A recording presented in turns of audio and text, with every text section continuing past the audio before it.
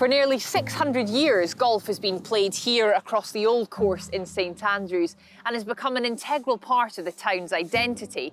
Back then, locals would come down to play the course, to caddy on the course, or even just to have a little stroll. And the old course has stood the test of time because today it's an international attraction.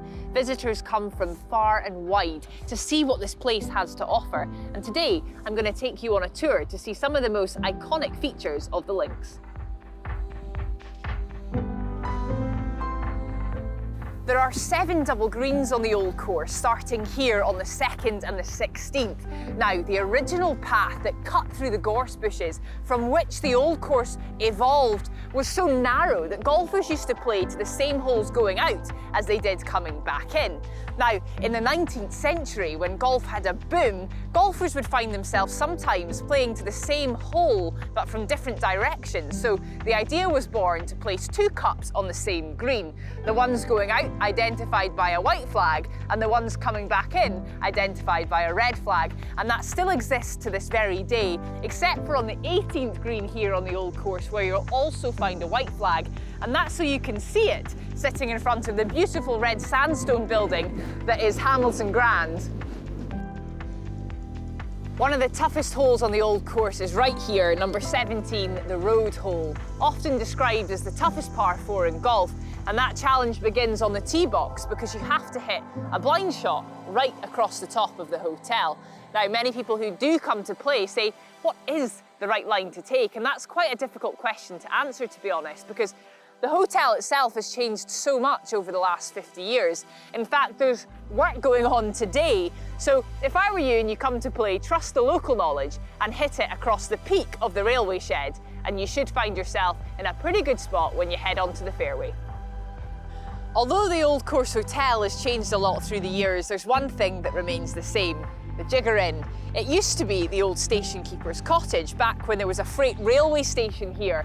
Now it's a really good pub, popular with players and spectators to kick back, enjoy a wee dram and soak in that wonderful St Andrews atmosphere. Well, even if you do find the fairway with your tee shot, your job is not done. As you approach the 17th green, you'll see there are a number of hazards here as well. Let's start with the false front, which can be very misleading in this long, sweeping green. And if you have a treacherous pin position like the one we do today, it can be exceptionally difficult. Now, long and right's not a very good option either, because you've got the road that runs along the back and also the wall. But what's most infamous on this hole? Right here, the road hole bunker. Sometimes known as the Sands of Nakajima because Tommy Nakajima, the Japanese golfer, came in here while he was tied for the Open in 1978. Unfortunately, he had a very rough time and he ended up carding a 9. That put his hopes to one side of lifting the claret jug. But he's in good company. Many fantastic golfers through the years have come a cropper in here. So the moral of the story, avoid at all costs. And your job is not done on the 17th hole until the ball hits the bottom of the cup.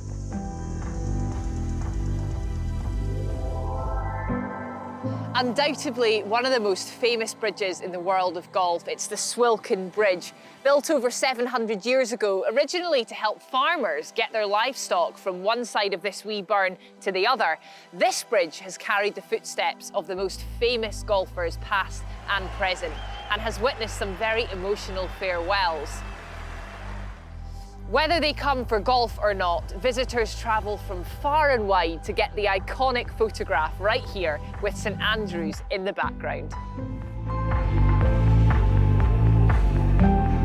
Well, here I am on the widest fairway in golf. It's the 1st and the 18th of the old course. It's 129 yards wide, believe it or not.